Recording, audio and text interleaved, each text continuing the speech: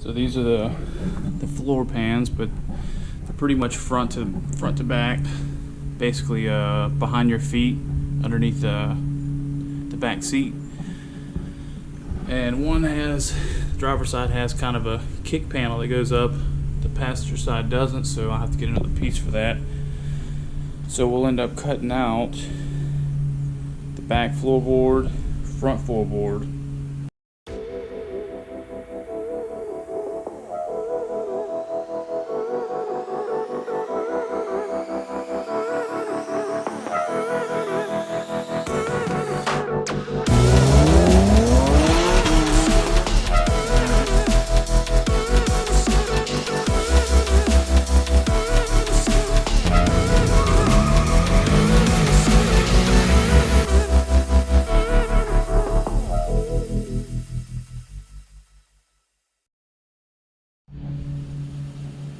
So the first thing we're going to do here is start looking at where we want to replace some of these rust holes. I learned from another guy with a great YouTube channel on replacing old body panels to only replace what you need to replace. So this middle here doesn't really have rust holes anywhere, so we'll probably leave it and we'll just cut out these smaller panels here. So what we'll do here is kind of find the spots where there's pretty bad rust and kind of go above it a little bit. And since we know we pretty much have the entire length floor pan that goes all the way to this corner here, goes all the way to this bent seam here, all the way to the front. So we know we can take below that crease. We'll kind of stay an inch, probably an inch or so above, like all the way around.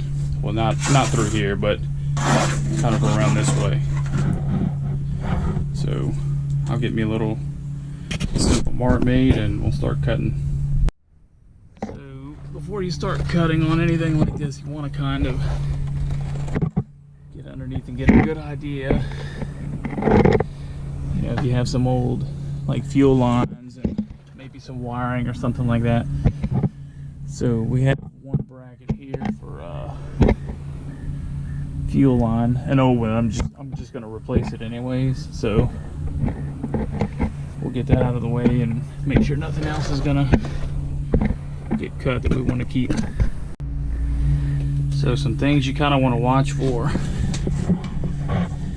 is finding like some small holes where you didn't think there were holes. So you know, you buy a piece of panel bigger than what you think you need, and then you kind of like a pre-mark and clean that area pretty wide, because you'll find some like little spots that are almost about to rust through. We thought we were going to be able to do across here. There's some like deep rust in here, so we pretty much cleaned a good spot all the way around, kind of where these bends are at, because these bends are going to be a lot stronger. Kind of cut along this crease here and into that curve there, all the way around and probably across here. We're going to avoid that bolt hole here. Yeah, just kind of come back up, and that's that. So we have our mark laid out. It's all pretty much in clean metal. So yeah, we'll try to cut this out, and when we mark our panel to cut a piece out, we'll cut the panel a little bit bigger, like something like a 1/4 inch all the way around bigger, so that way we have room to trim. So we have the main piece cut out. There's certain areas that you want to watch for spot welds. So when you make your cut, you don't really want to go like deeper than you have to. That way you don't cut into like structural support, especially on these X bodies where the frame is connected to the chassis. So you'll kind of cut around it, and then you'll kind of try to make it into smaller pieces. Smaller pieces are more manageable. That way you can you know, do everything else by hand with some cold chisels or whatever. So just take your time with it. Yeah, once you get your piece close, you might have some like little gaps and things like that, but that's what the welder's for. Usually you can kind of like hammer the back of them and push them together a little bit, but that's not a big deal to weld. Yeah, just with the gaps, just kind of take your time and just kind of spot it. It's going to look kind of nasty at first, but you got to fill the gaps in. You know, once you get to the better fit areas and all that, it's, you know, a lot easier to weld. But yeah, making progress. It'll look good when I'm done.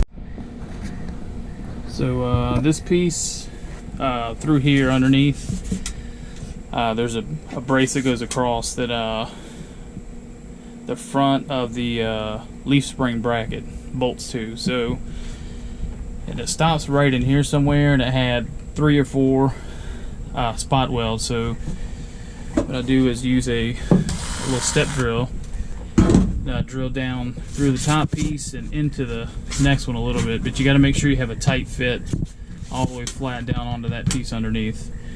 Or you can like put a jack or something underneath it, push it up to it, drill your holes and tack weld it. Well, it's getting a little dark, but pretty much got it finished. Some people like to grind the welds down smooth, like on the inside and outside, but being a welder in my previous occupation, I'd rather not do that. That weld's got holds all the strength with it, so I prefer to leave it. So the spot welds just kind of hit the tops a little bit. It's not going to be a show car, it's going to be a drag car, so we're good with that. So this is a little paint I put on top. It's just a primer and paint in one, I think Duplicolor or something like that, but pretty much takes care of any kind of like rust that may occur. I put it on the bottom of the car too. The bottom of the car is kind of nasty, so it took a little longer to clean, but it came out really well. I'll start working on these other panels here in the next day or two, and yeah, try to take a little more action shots of everything too, like the cutting and the grinding, welding, and all that if I can manage. So yeah, that's coming out really well, making progress.